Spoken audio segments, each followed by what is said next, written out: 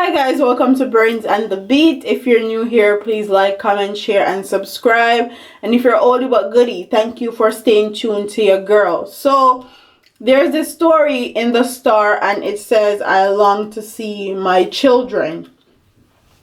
And I have a lot to say about this, but let's get into the meat of the matter. Let's get into the story. And it says, when Lisa, I'm sure they changed her name, left Jamaica in 1992, excuse me,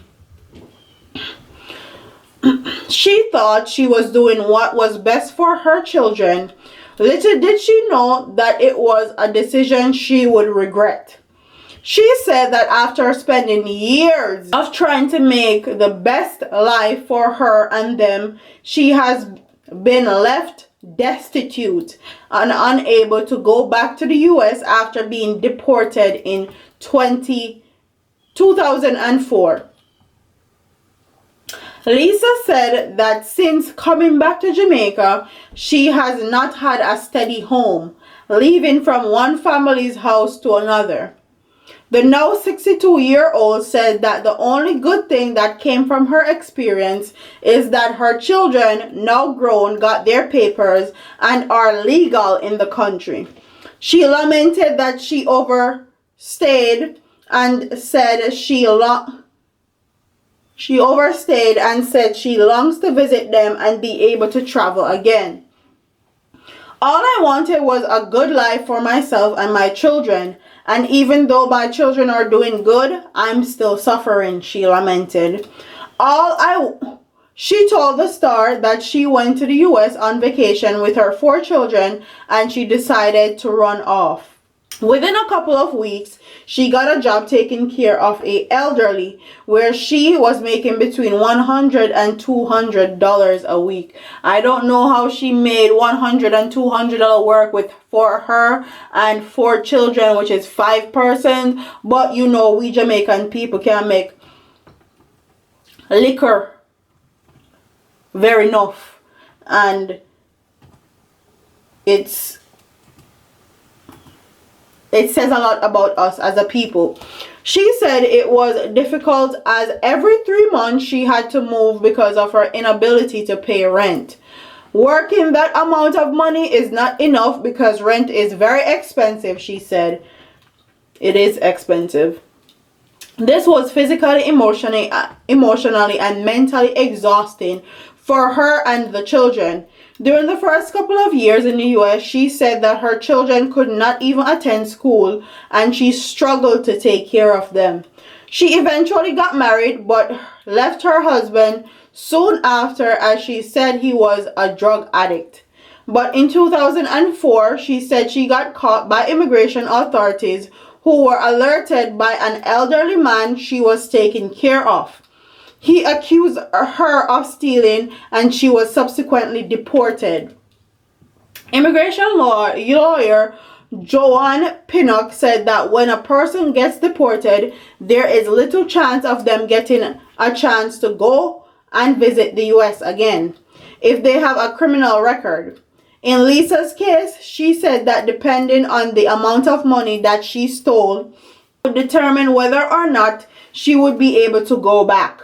It takes 5 to 10 years if you are convicted of a criminal activity, she said. Alright, so I'm going to run through the story again and give you guys my thoughts and opinions. When people run off over here, they normally run off by themselves, not with children, not with 4 children. Because they know the first few years are going to be hard. They're going to be bouncing around. So they normally don't put their children in that predicament. They would rather leave them in Jamaica. So why she took her 4 children and took them in that predicament is something I would have to ask her. She maybe didn't have anybody. Normally, like I was saying, they don't take their children in that predicament. But, like hubby was pointing out a while ago, A lot of the times people do not want to leave their kids in places like Jamaica because they have a high risk of their children being mistreated, abused, raped. A host of things can happen to them because they're not in the presence of their parent. And normally you can entrust people with your kids, but your kids are not going to get treated as good as if you were there. And that's just the reality. That's just the real deal. I don't care what anybody want to say about that. It is what it is. So that's the part that I don't get. Another part is she has been deported from 2004. It's now 2019. That was 15 years ago. So I don't understand how she's still bouncing from family house to family house 15 years in. And she said that her kids are good.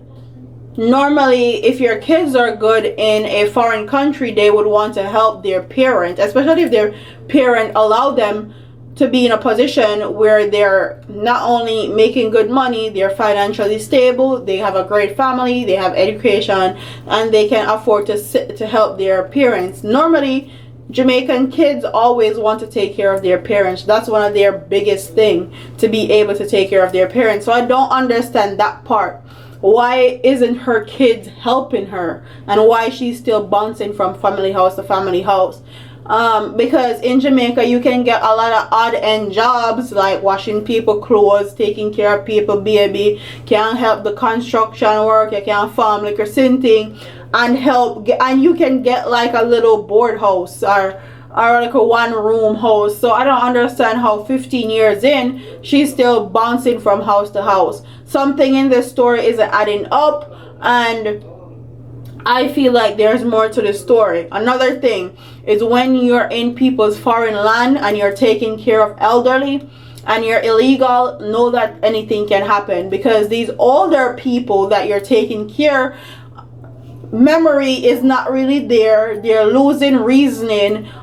Like, there's a lot of things that encompasses taking care of an elderly person, so you have to be very, very careful. And I wouldn't suggest people that are running off or people who are illegal to do jobs like that, because elderly people pose a higher risk of calling the cops on you for small things, just because they're not there in the head like that anymore. They're losing reasoning, they're losing their memory, a host of things is happening. So I don't understand why you took that job, but I know a lot of Jamaican people that also did the same thing and they turned out fine, whether legal or illegal. But that's another thing. Comment what your thoughts are in the story. I feel like this story still is missing a few parts. It has a bit of holes in it that needs to be filled, as far as why her kids are not taking care of her and they're good in the US.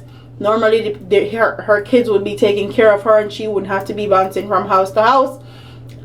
I don't know if something happened between her and her kids, because you know Jamaican people have that strained relationship with parents,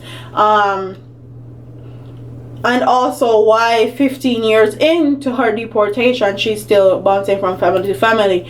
You can find little odd end jobs in Jamaica to do to help yourself, and even though you may not have one big mansion on the hill, you can still have one little board house and be comfortable. So I don't understand that part either. Comment what your thoughts are in the comment section.